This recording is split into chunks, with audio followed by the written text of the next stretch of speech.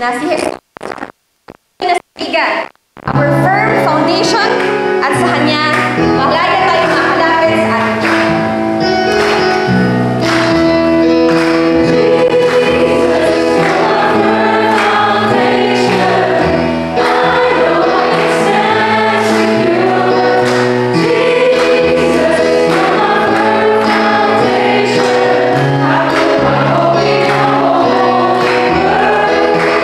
I put my hope in your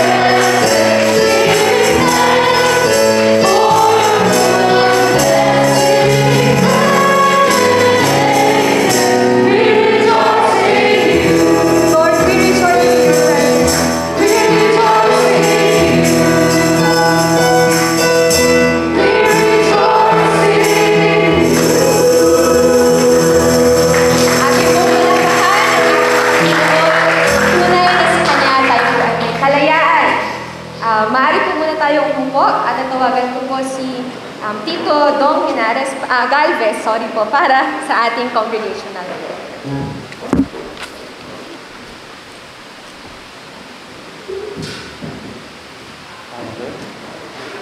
Let's pray.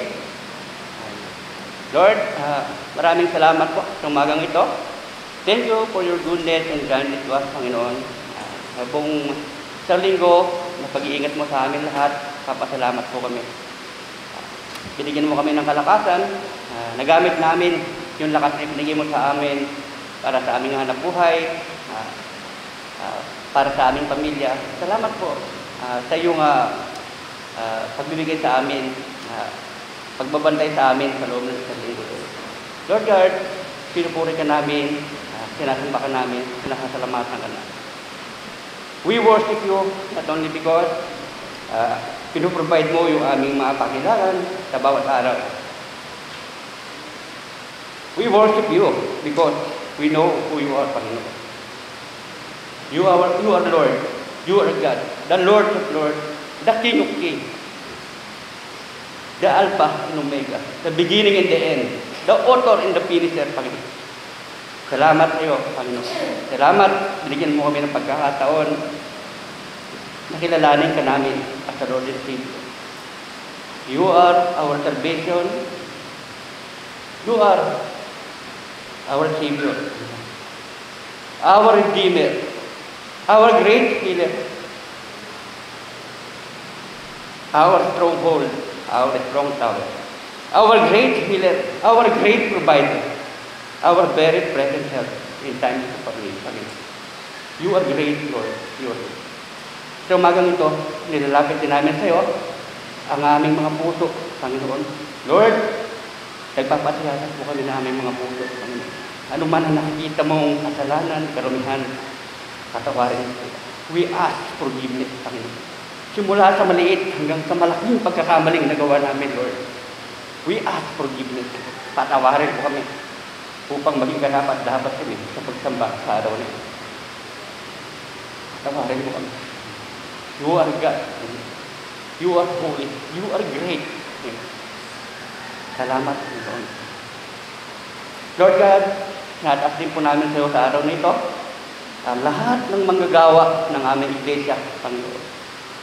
Saan man sila naglilingkod na ministry, we pray, Panginoon, yung provision mo para sa kanila, sa lahat ng manggagawa, hindi lamang sa Lord of Life, Panginoon, maging sa batasan, sa karisa, lahat ng gumaganap, Panginoon. Bigyan mo sila ng kagalakan sa kanilang puso, sa paglilingkod, Panginoon, sa iyo at sa aming iglesia, Lord.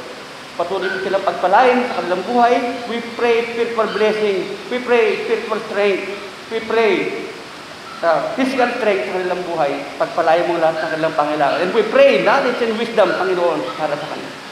Patuloy mo silang gamitin, Panginoon, para sa gawain mo, Panginoon.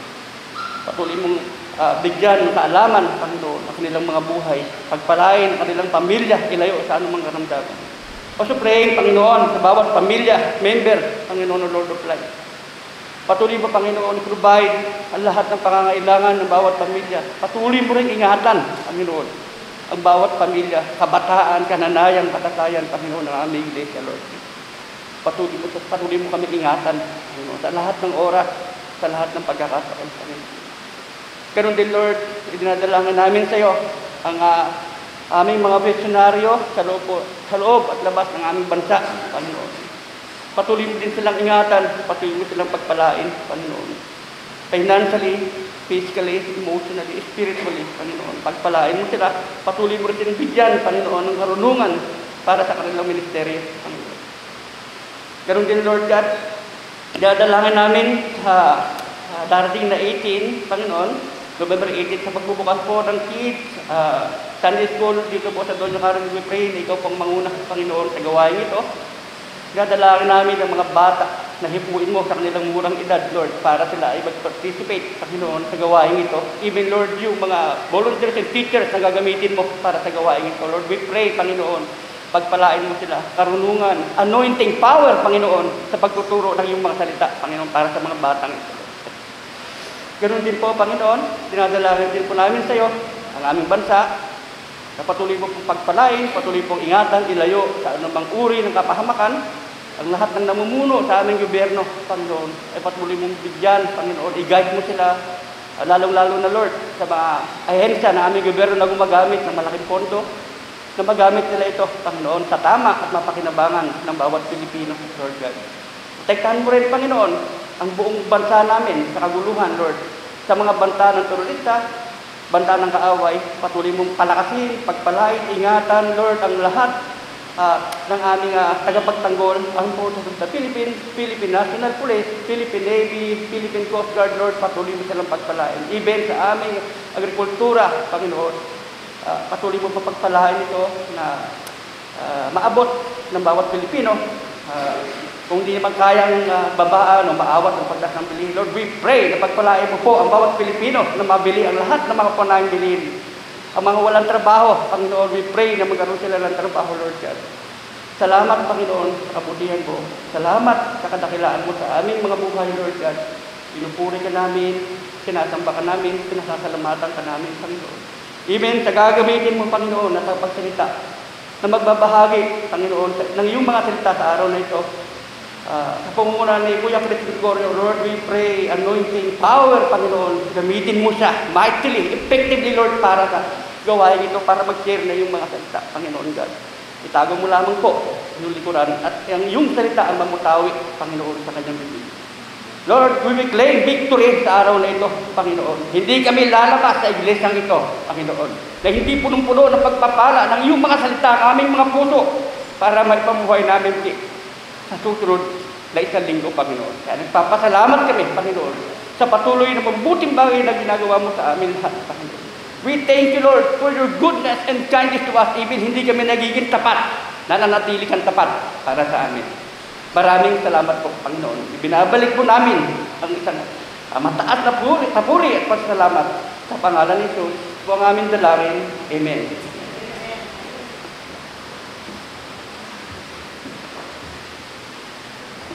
Amen. Maraming salamat po.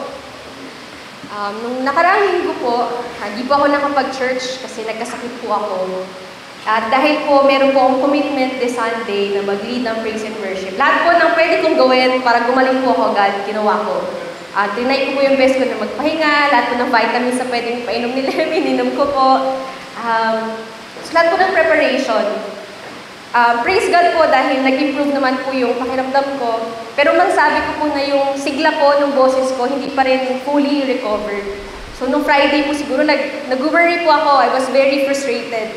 Kasi sa isip ko, Lord, ginawa ko naman lahat pero bakit parang kulang pa rin? At sabi po sa akin nila, niremind niya ako na si God naman yung magbibigay ng boses sa'yo para makakanta ka.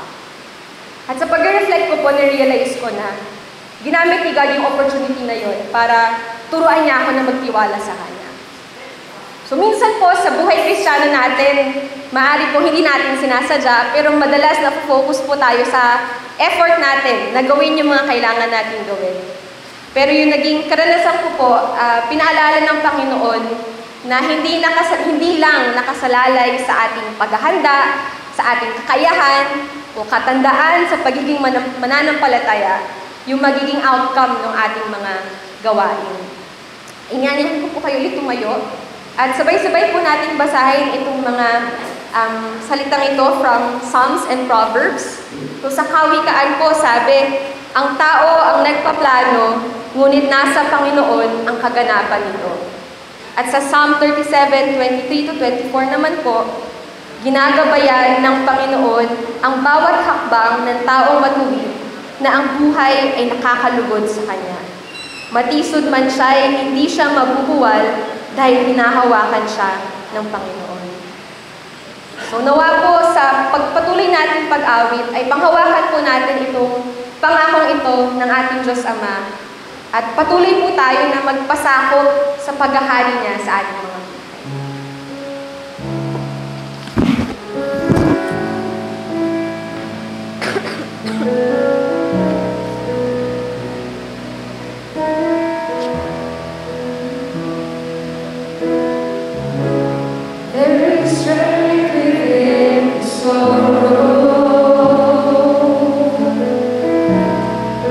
There's beauty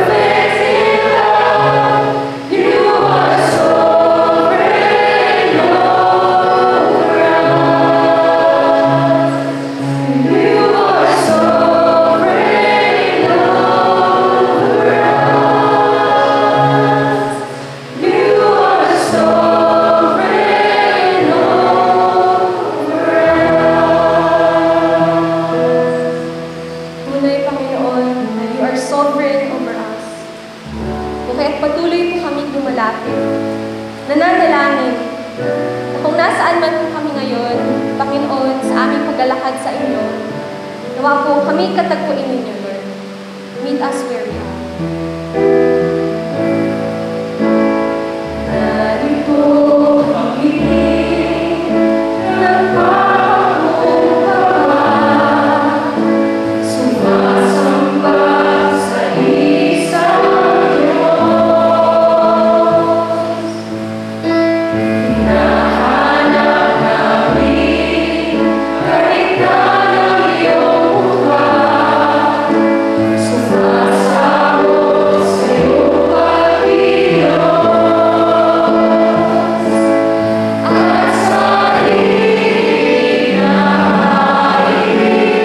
tanging nalain, kami kalabuin. Iparas mo sa amin ang iyong kapangyarihan. Iparas mo sa amin ang iyong kaluwalhatian. Hanggang ang aming kaluluwa'y mapuspos ng lubusan. At sa aming kalangitan bumaba ang kalangitan. Dakila ang iyong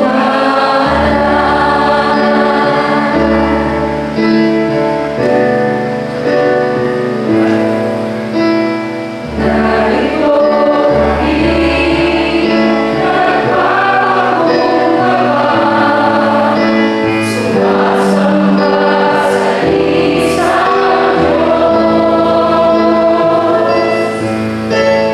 Hinahanap namin kahit na ng iyong mukha, sumasabot sa iyong pag-ilos. At sa hinahain, tanging nalain,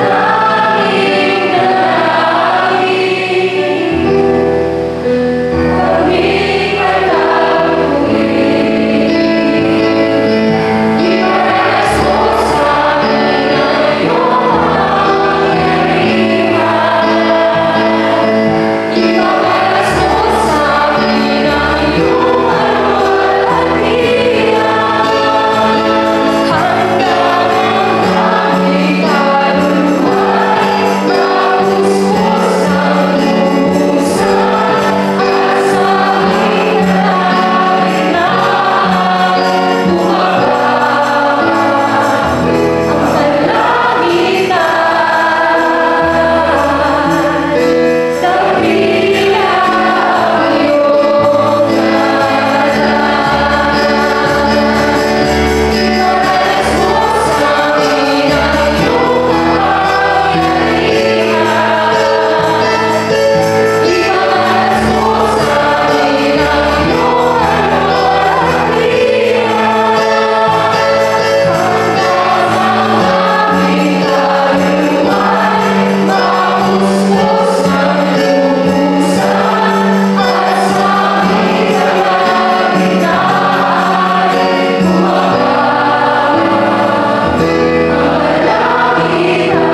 Dakila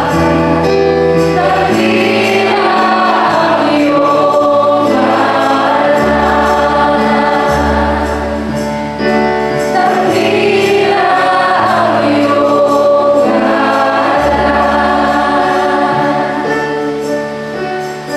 dakila ang iyong dakila ang iyong Lord, maraming pong salamat. Salamat dahil ito po yung mga pangako na maaari po namin panghawakan. Katagpuin mo kami, Lord. Katagpuin mo kami sa aming mga trabaho.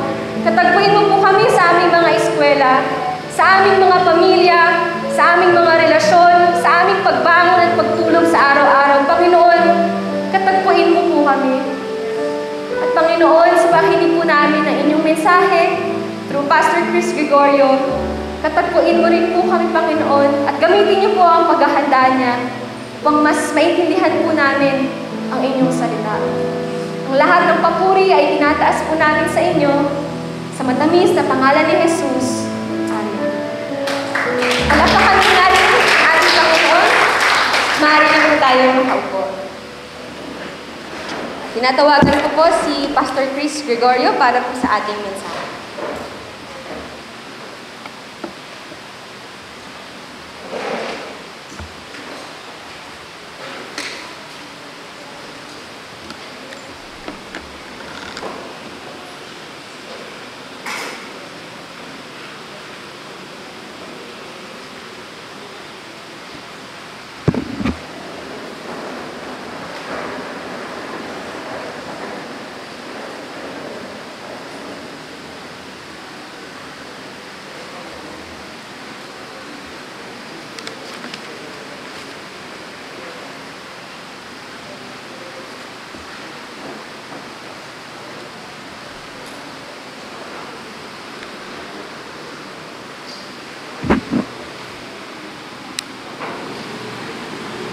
Dapat ko bang ilagay ito dito? Ako, pwede po sa akin. Salamat. Ito po yung prayer. Ito yung susunod. Yes.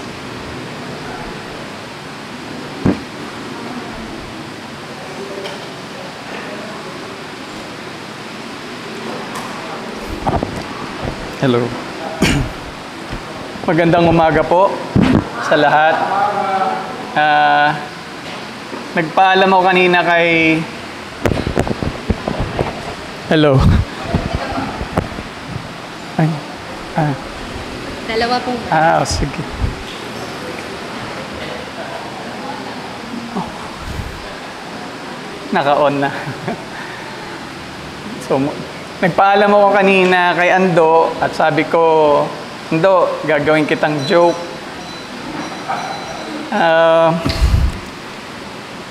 First time ko pong inimbitahan bilang speaker sa church at ang ibinigay po sa aking sasalitain o ituturo ay may issue. Kumbaga po, mahirap siyang pag-usapan, hindi siya mahirap ituro pero mahirap siyang pag-usapan. At alam niyo po ba na bago pa man magkaroon ng Ukraine war or Israel war, issue na po yung ibinigay na talata sa akin. Kaya sabi ko kay Ando, ang galing ng aking introduction. Ang ating pong talata ngayong umaga ay patungkol po sa, or Hebrew 6.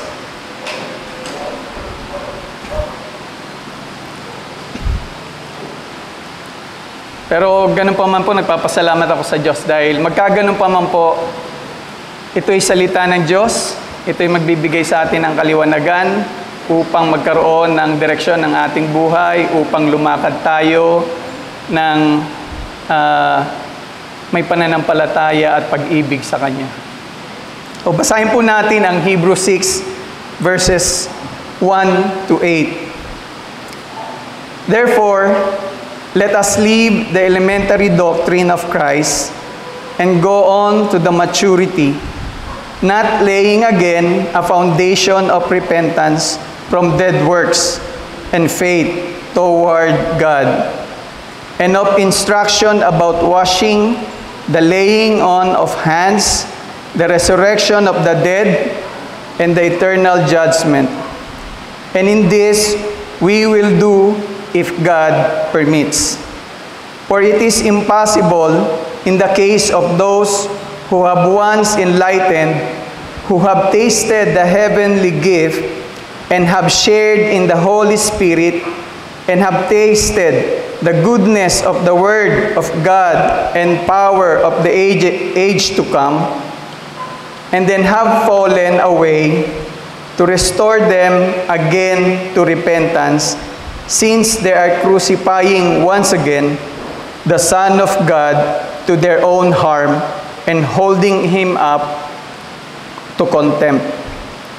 Verse 7, for land that has drunk the rain that often falls on it and produces a crop useful to those whose sake it is cultivated, receives a blessing from God. But if it bears thorns and thistles, it is worthless and near to being cursed, and its end is to be burned.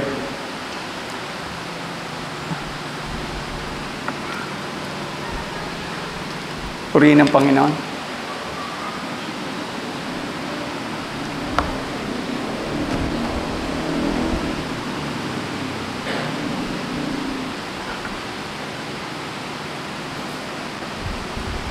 So, ang ating pong talata ay isang warning para sa mga mananampalataya na kung atin titingnan po, sabi doon, therefore, kaya nga, na iwanan natin yung mga elementary na patungkol sa pagpatong ng kamay, yung repentance from dead works and faith towards God, instruction about washing and laying of hands, the resurrection of the dead, and eternal judgment. Ito pong mga ito ay importante. Ika nga, foundation to eh. Pero hindi lahat ng pagkakataon ay we lay over and over and over again doon sa foundation. Kung atin pong titingnan, yung isang foundation ay dapat may itatayo, di ba po? And we have laid our foundation, our salvation, our internal future. God has laid a foundation on it.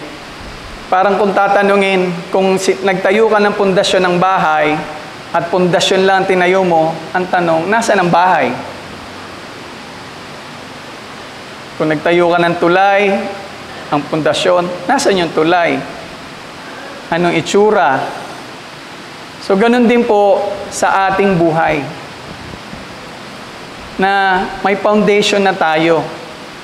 Ano ngayon ang sunod nating hakbang? Kung titingnan niyo po, ang ating pong talata ay may 3 bahagi. Babalikan po natin yung chapter 5 kung bakit nagkaroon ng therefore sa chapter 6. Dahil yung sinasabi doon, about this, we have so much to say and it is hard to explain since you have become dull. Sa book of Hebrew, dito po ay inunpack or inilabas kung sino si Jesus. No? Na dati ang Hudyo ang nakikipag-usap ay propeta, ngayon si Jesus na. Na dati ang nag-aalay ng kanilang mga sacrifices ay isang high priest, ngayon si Jesus ang high priest na nag-aalay. Na yung old covenant, now through Jesus, the new covenant.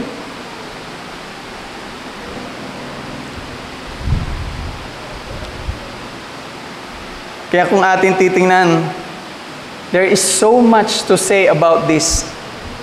Kaya lang, may problema. Ang sabi rito, you have become dull of hearing.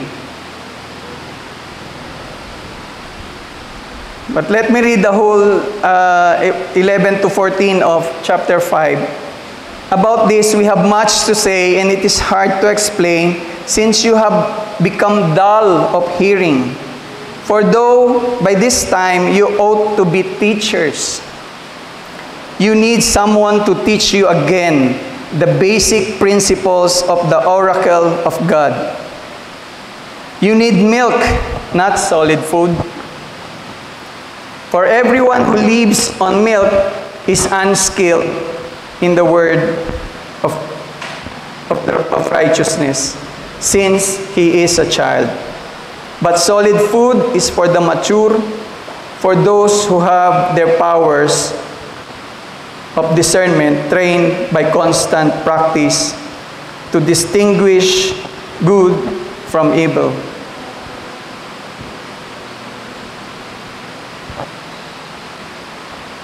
So kung atin po titingnan, may problema.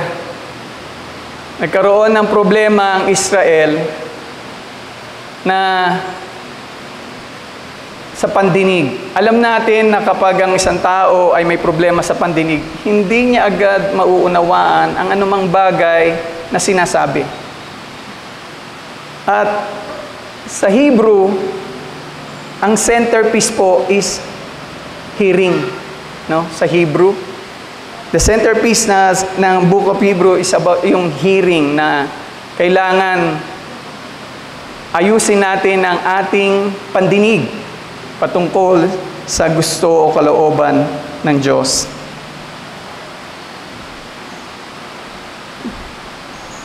Ang pinag-uusapan dito nung sa chapter 6 ay yung bang dito they dig on that matter na hanggang doon na lang, na hindi nila iniisip kung papaano sila magmamature.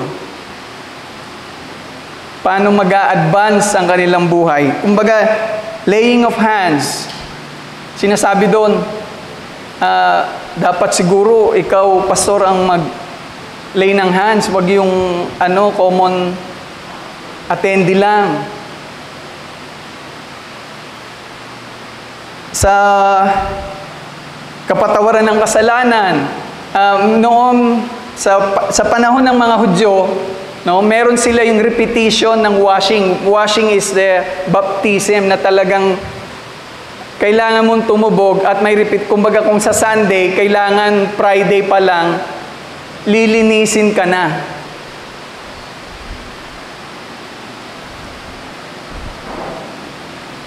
Tapos, resurrection of dead. Of course, this is a foundation. Kumbaga, alam na natin na namatay si Jesus para sa atin. At may buhay ang mga namatay kay Jesus. Kumbaga, sila'y muling mabubuhay, lahat ng nagtiwala kay Jesus. But let me venture, may mga sa panahon natin, ano pa kaya yung pinagdidiinan natin ng oras o panahon para hindi tayo lumago? Posible, what is the good version, the Bible version? ESV ba? NIV ba? No?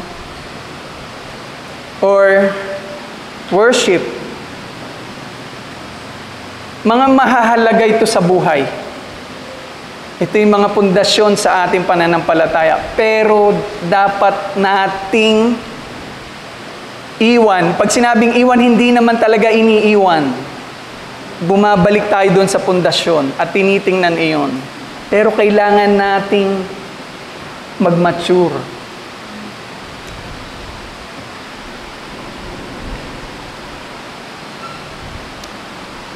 Kailangan na, when we advance in years, we need solid food. If we don't eat solid food, meaning, kailangan nating, eating a solid food means, kailangan nating magbasa, from Genesis to Revelation, mag-devotion, at i-practice kung ano yung binabasa natin. Ika nga, no? Practice, practice, practice. Hindi lang after na nabasa. Sa amin po, sa mga Muslim, pag sinabi, nag-devotion ka na, okay, sige, pakishare ng devotion mo kahit maikli lang. Tapos, okay. So sa buhay mo, paano mo maia-apply ito? So, yung foundation ng reading, maganda, pero kailangang ma-put into practice. After reading, no, karamihan sa atin, wala na. So, yun ang gusto ng Panginoon sa atin. Kaya kung titingnan nyo, ano ang nagiging problema ngayon?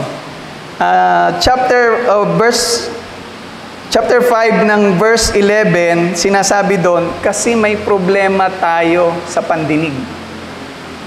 We're becoming dull of hearing. At sinasabi rito, yung basic principle are great starting place. Ano po? Yung anuman yung pundasyon na ating meron na tayo sa ating pananampalataya is a great place, starting place. Kasi po kung hindi tayo lalago, we will miss the glories, yung kaluwalhatian ni Jesus because we focus on the lesser things. So meron pa, hindi lang kung ano ang pinakamagandang Bible version sa worship. Kasi sa panahon ngayon, lumalabas na maraming worship. Meron ding, dati pinag-uusapan, magkakaroon ba ng parang interpretative dance sa harapan ng tao, no? Yung mga bagay na yon. Again, importante ito sa ikalalago ng ating kung importante ito, okay, pero we need to move on. Parang kung sinasabi ng Panginoon sa atin, kung ikaw ay Bible study at marami kang nalaman, are you going just to keep that, yung nalaman mong maganda? Or ibabahagi mo?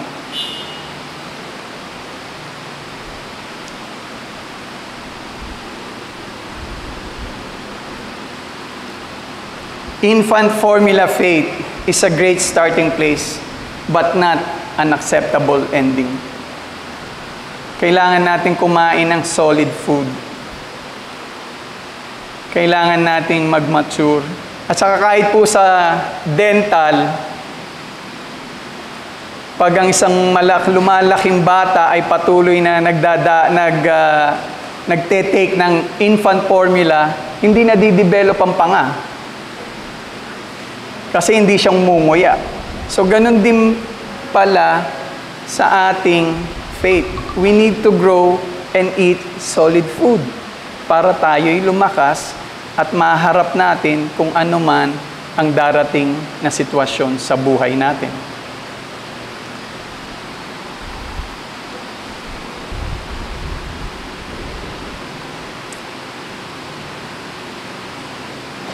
Again, verse 11 ng chapter 5.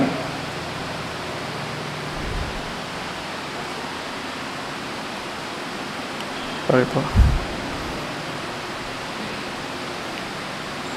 Since you have become dull of hearing. So, yung loss of hearing po ay will lead to death.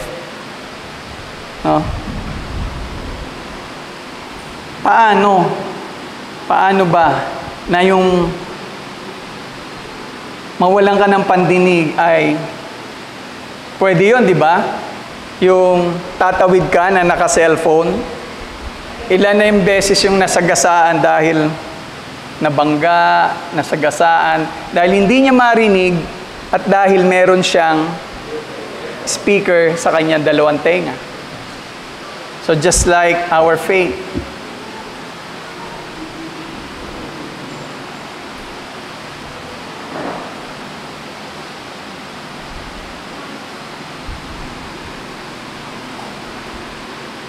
Now, this is the issue na sinasabi ko rin. Can we lose our salvation?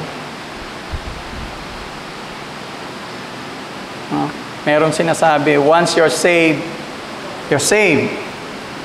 At, opo, totoo yun. Kumbaga, we are saved. If we are truly saved, kumbaga, Can we lose our salvation? No. But if we are truly saved, may mga patotoo naman po na nasa Biblia na siya magpapatunay na talagang once you're saved at or tinanggap mo ang Panginoong Jesus sa iyong buhay at nagtiwala ka sa Kanya, masasalba naman po talaga. Tingnan natin sa John 10:27 to 30. Sabi doon, "My sheep hear my voice." Again, hearing is the centerpiece. Tama. Sorry. Malabo pala. "My sheep hear my voice, and I know them, and they follow me."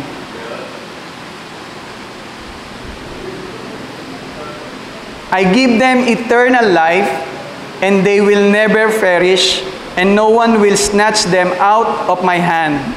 My Father who has given them to me is greater than all, and no one is able to snatch them out of the Father's hand. I and the Father are one." So napakarami po ng patunay sa salita ng Diyos na kapag ang isang tao ay tumanggap talaga sa Panginoon at nagtiwala sa Kanya ng buong puso, no one can snatch him from the Father's hand. At ang isa pa, sabi doon sa Hebrew 5:9, "And being made perfect." And who is this? It's Jesus. "He became the source of eternal salvation to all who obey Him." Kaya, kailangan po na marinig natin kung ano ang sinasabi ng Diyos sa ating buhay.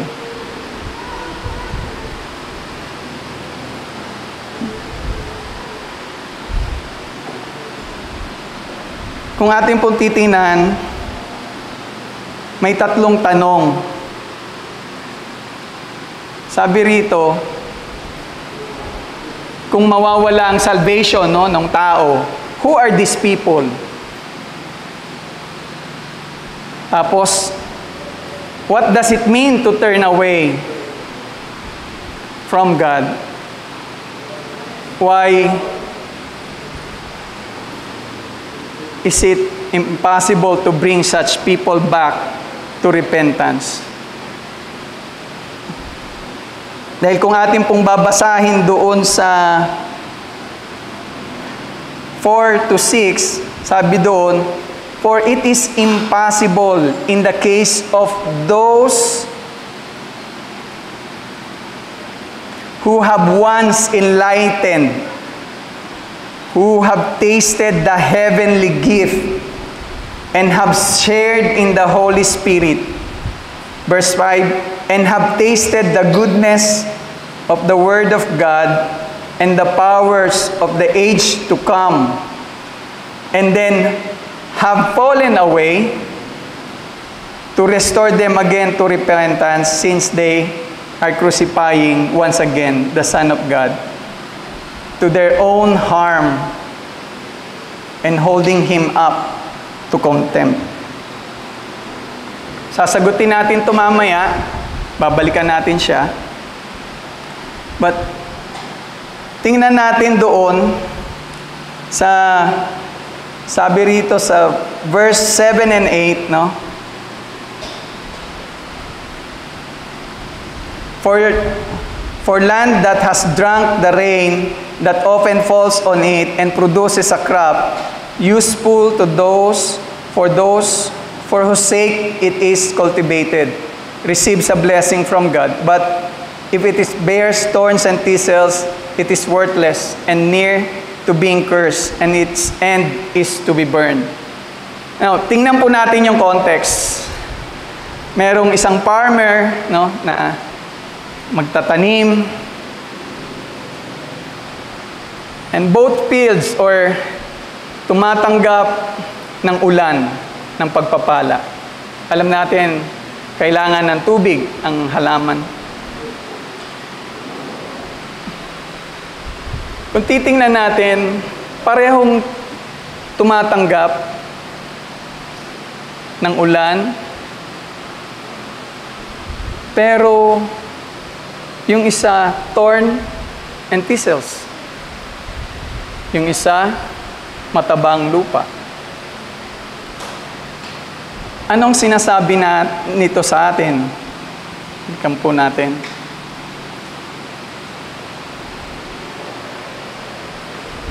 Pwedeng sabihin, exposure is not acceptance. Hearing is not believing. So, ibig sabihin, sa isang simbahan, nadidiligan tayo ng salita ng Diyos, kumakanta tayo ng isang awitin, nananalangin tayo sa ating mga pangangailangan. Pero, ano ang nagiging bunga?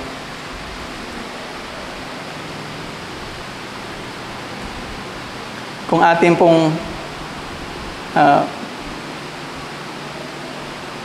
babalikan, naalala nyo ang kwento ng mga Israelita.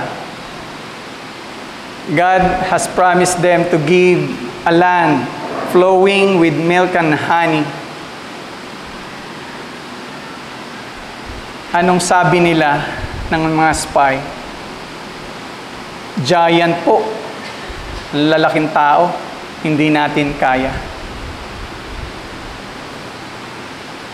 God has promised the land. Diyos na mismo ang nagsabi. And yet, people doesn't believe that God can do it. So again, may problema sa pandinig. The same thing as of today. Sa atin, naririnig natin ang mga pangako ng Diyos. Nababasa natin ang mga sinasabi ng Diyos. Kumusta ang ating pandinig?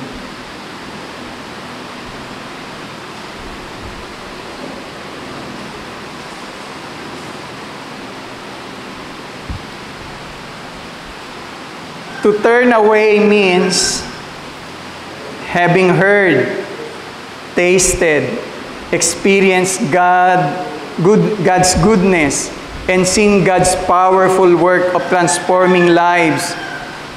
You decide, I won't trust Him for my eternal future. No? Naranasan natin ang pagbabago sa ating buhay. Naranasan natin ang kagaanan sa ating dibdib. Naranasan natin ang pagpapala. Pero yung panahon, sandali, mukhang malaki yan. Hindi kaya ng Diyos ko yan.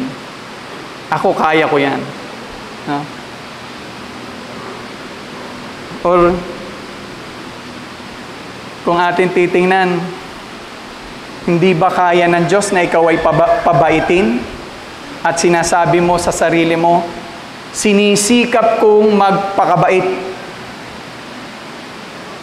When you trust God with all your heart, siya ang kikilos para ikaw ay bumait. Kasama po yun sa bunga ng banal na spirito. Kindness, goodness. At yun ay ibinibigay ng Diyos kasama kapag tinanggap mo siya bilang Panginoon at tagapagligtas. Ibig sabihin, pinagkakatiwala mo sa Kanya ang buong buhay mo at buong pagkatao mo.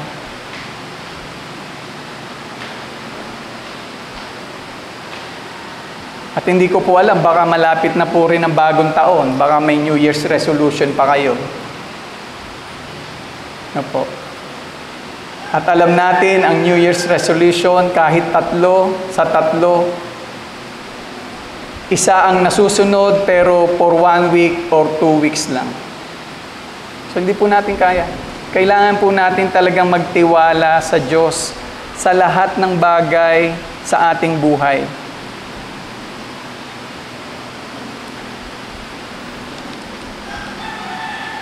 Kung bagat kung titingnan po nyo sa ang mga Israelita, nakita ang pagbaba ng mana, nakita ang pagbaba ng mga pugo kung ba't sila nakakain ng karne, ang pagbigay ng Diyos ng tubig.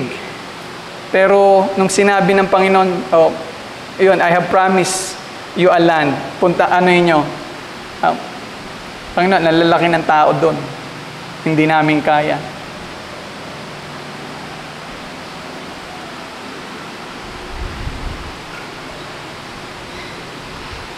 Anong sabi sa Hebrews 3:12? Take care, brothers, lest there be in any of you an evil, unbelieving heart, leading you to fall away from the living God. So this one really talks to the believer of God, to the worshipers of God.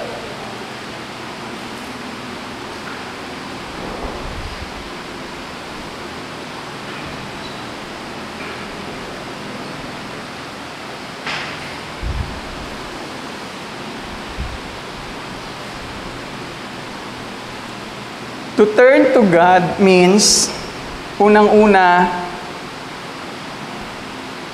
kailangan natin ng repentance. Meaning, we turn away from our sins and we turn to God. Na po.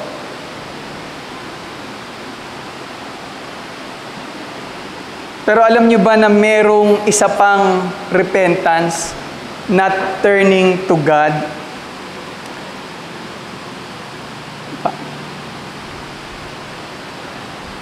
Wait. So, pakita ko muna.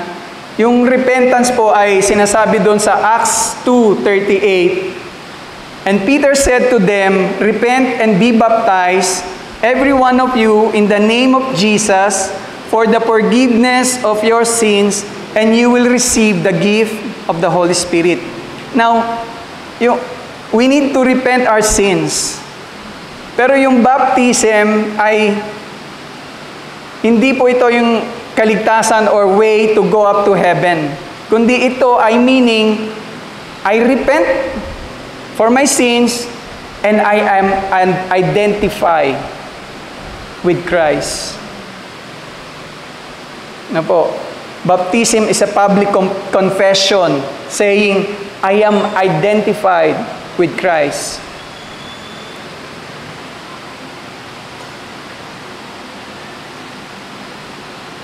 So balikan ko po yung repentance, turning from sin to God. At nabanggit ko na merong isang repentance na hindi turning to God, kundi sabi rito sa 2 Corinthians 7:10, for godly grief produces a repentance that leads to salvation without regret, whereas worldly grief produces death.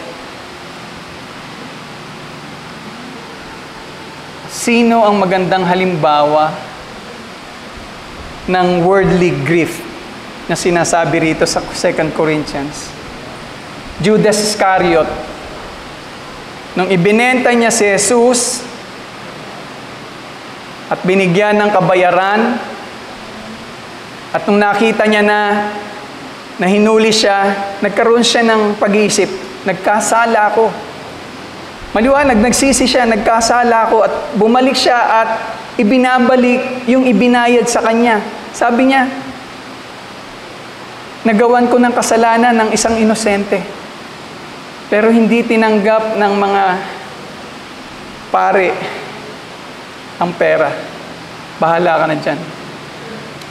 Ano ang kanyang naging katapusan? Tandaan niyo, may pagsisisi, pero hindi siya nagsisi sa Diyos. Ang kaulian, nagbigti. Masaklap ang naging buhay o pangyayari sa buhay ni Judas.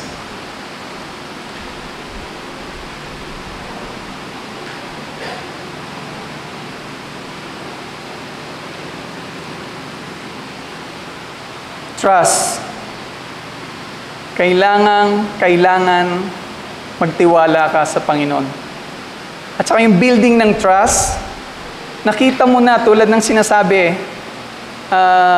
nakita mo na ang kabutihan ng Diyos, nakita mo na ang himala ng Diyos, nakita mo na ang kapatawaran ng Diyos sa iyong kasalanan, nakita mo na kung papaano Kanya tinutulungan sa buhay.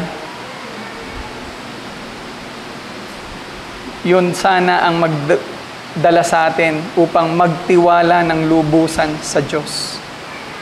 At tanging kay Jesus lamang, wala nang iba. At sa mga nangyayari sa buhay, may isang produktong lumalabas. At ano ito? Perseverance.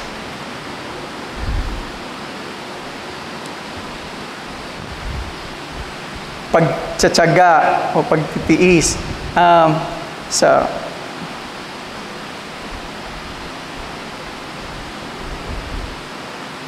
Chapter 3, verse 14.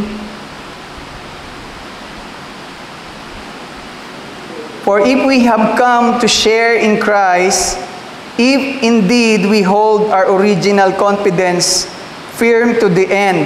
Kumbaga, ito yung sinasabing, yung una mong experience nung tinanggap mo si Jesus, kung mananatili sa iyo yun,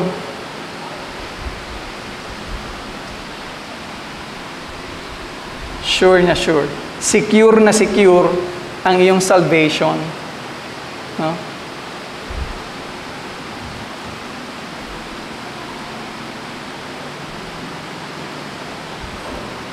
In verse 6, sabi doon, 11 to 12, and we desire each one of you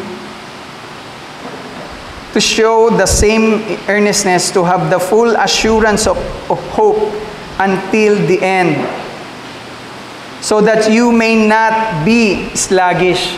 Yun ang naging problema ng mga Israelita Naging tamad, naging bingi, humina ang pandinig sa boses ng Panginoon. But imitators of those who through faith and patience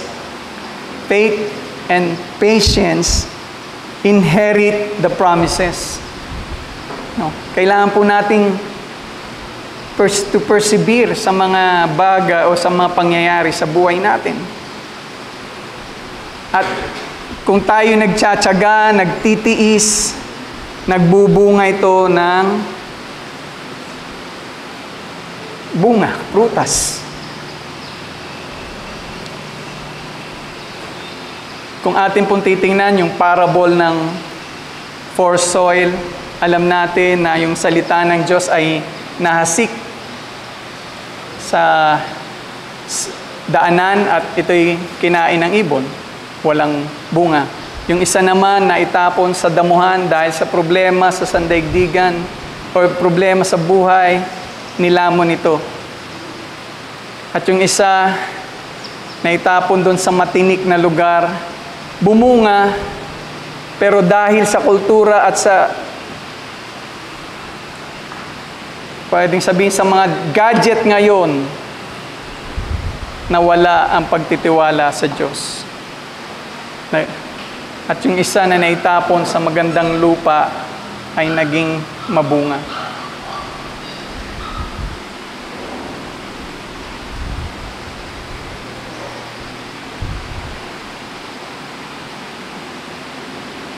So,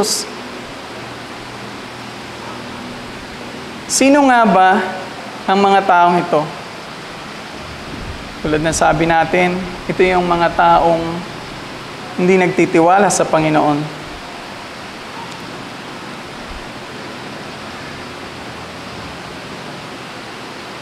At na-expose, no? Kahit na na-expose, nakarinig, pero wala. And what does it mean to turn away? Sa second question, maaari kasing meron ka pang inaasahan, no?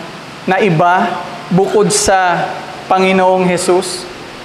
Kung halimbawang may pangangailangan ka sa pera, nakikita mo si 5-6, si kapitbahay, si magulang, anything that, you will put trust on them, instead, Lord, alam pera ngayon. Kailangan ko. Pero kung mangungutang ako, kanino niyo ako dadalhin? O, nauuna akong, sino ba? We never inquire of God.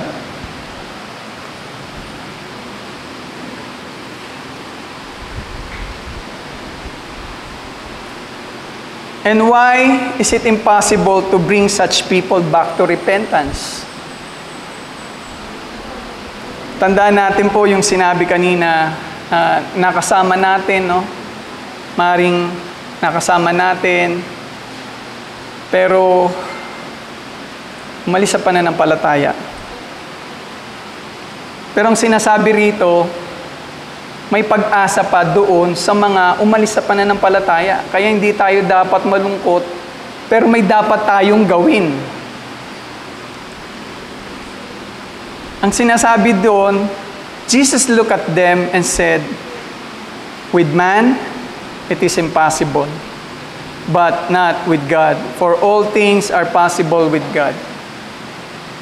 Wala tayong gagawin, kundi panalangin yung ating mga asawa, anak, kapatid, kamag-anak na lumayo sa Panginoon.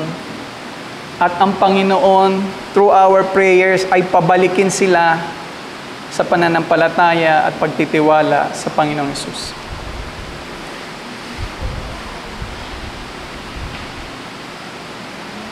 Nung pandemic, ang akala ng buong sangkatauhan ay ito na ang katapusan.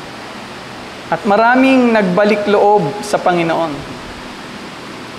Kaya lang ngayon, muli ay bumabalik na sa normal na buhay. Unti-unting nanlalamig ang tao sa Panginoon muli. Kaya nananawagan ang Panginoon sa atin na huwag tayong bingi sa panawagan ng Panginoon. Kailangan nating sundin siya. Kung sinabi niya sa ating, o kung nag-aaral tayo ng salita ng Diyos, yung pag pinag-aralan natin ng maganda, kailangan nating sabihin. Di ba po, pag sa isang restaurant, kapag masarap, anong ginagawa niyo? Uy, doon sa refer ko sa'yo, masarap doon. Super, ang galing ang lalaki ng hiwa. Ganon din po. Huwag lang tayo yung parang taste test. Tapos, hanggang doon lang tayo sa taste test. Pero hindi natin binibili kung ano yung original, po. So, kailangan po nating sumunod sa Panginoon. At doon po nagtatapos ang aking salita. Purihin ng Diyos.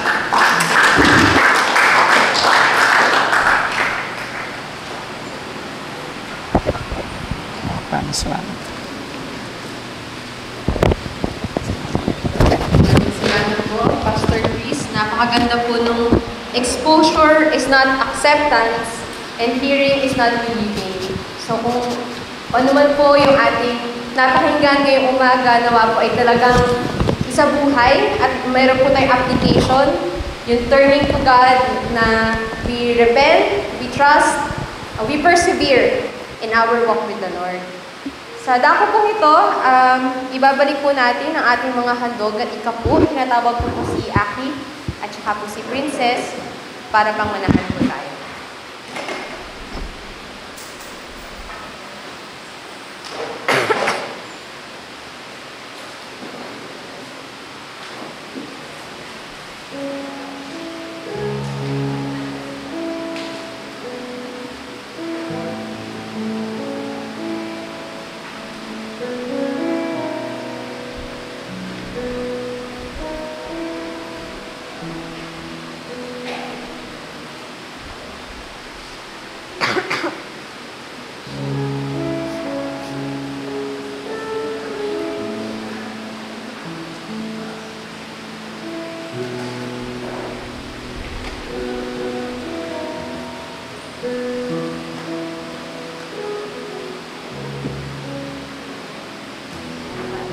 Tayo po'y tumayo at ating pong awitin ang doxology. Praise God from whom all blessings flow. Praise Him, all creatures here below.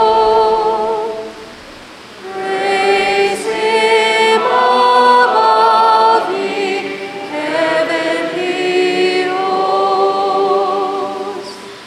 Praise Father, Son, and Holy Ghost. Amen.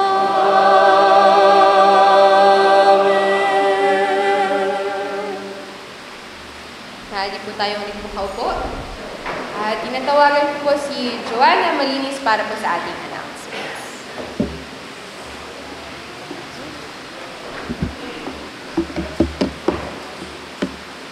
Ayan, bago po ang ating announcements sa schedule, pinapaalalahanan lang po natin na ang deadline po ng nominations para sa elders and deacons ay next week, November 19 po. Meron po tayong guidelines at listahan na nandun po sa likuran ng ating simbahan at pwede po nating basahin ang mga yon at makikita rin po natin kung sino ang mga deacons at elders na hindi pa ulit pwedeng i-nominate at kung ilan din po ang ating mga kailangan. Para po sa mga mag-nominate next week, ibalik lang po natin ang ating mga papel kay Tita Vivian po. So next week po ay ang deadline at pwede po natin ipasa hanggang next week ang ating nominations. Next Saturday po, November 18, ay day of prayer natin dito sa Doña Carmen from 7 o'clock hanggang 11 o'clock a.m. At nire-request po ng ating prayer ministry na mag-send po tayo ng ating prayer requests, pati po praises ahead of time para po masama nila ito sa kanilang prayer list. So attend po tayo, meron pong breakfast na isa-serve sa Saturday. At sa hapon naman po ay magkakaroon ng DC Kids Sunday School Introduction and Invitation. Pero ang call time po ng volunteers and teachers natin ay 10:30 in the morning. So ayan po, panalangin po natin ang mga gawain na ito para sa Sabado. Excuse me. November 19 naman po, 9:30 a.m. si Jason Dayag po ang ating worship leader. At si Janina Malinis naman po ang ating preacher sa James 2, 1-13, the sin of partiality. At ayun po, muli pinaalalahanan namin na ang Sports Fest po ng ALFCOP ay gaganapin sa November 27, Monday, holiday po yan, sa Marikina Sports Center. At nagtatanong pa rin po hanggang ngayon si Rico pati si Kuya MJ sa mga gustong dumalo sa activity na ito at pwede po tayong sumali sa mga nakalistang games and activities tulad ng basketball, volleyball, badminton, darts, chess, Scrabble, Bible quiz, pati general info quiz. Ayan po, wala po nakatalang may birthday or anniversary this week, pero next week ay meron po tayong mga bagong babatiin. Meron po ba tayong first timer? Mukhang wala po. Sige po, mamaya po magbatian po tayo pagkatapos ng ating panambahan.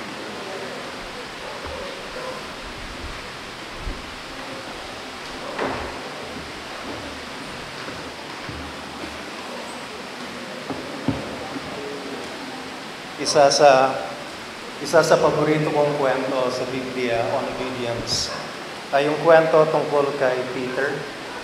Yung siya ay tinawag ni Jesus. Si Jesus ay nasa tubig, naglalakad sa tubig, at sabi ni Jesus, come. Alam ni Peter na imposible para sa tao na maglakad sa tubig. Pero lumabas sa bangka si Pedro at dahil siya ay sumunod, naranasan niya ang kapangyarihan ng Diyos, siya ay nakapaglakad sa tubig. Sa ating lahat, ang sabi ng Diyos, be holy because I am holy. At ito ay isang utos na dapat nating sundin, isang salita ng Diyos na mahirap kainin. Hindi siya milk, it is a solid food. Susundan ko din sa Hebrews, ang sabi po ni Apostol Pedro sa verse 12, make every effort to live in peace with all men and to be holy. Without holiness, no one will see the Lord. At mahirap naman po talaga, di ba, na maging holy. At mahirap naman talagang sumunod sa lahat ng pinag-uutos ng Diyos. Pero ang nais ng Diyos, ang lahat ng kanyang pinag-uutos ay ating sinusunod. At sa kanyang pagbibigay ng utos sa atin, ay binibigyan niya din tayo ng kakayanan upang siya ay sundin. Tumayo po tayong lahat. Tanggapin natin ang basbas ng Panginoon. May the God of peace, who through the blood of the eternal covenant brought back from the dead our Lord Jesus, that great shepherd of the sheep, equip you with everything good for doing His will, and may He work in us what is pleasing to Him through Jesus Christ, to whom be glory forever and ever. Amen. Manatili po tayong nakatayo para sa panghuling awit. Salamat po. Para po sa ating panghuling awitin, ating pong muling itataas na si Jesus ang ating matibay na sandigan, ang ating firm foundation.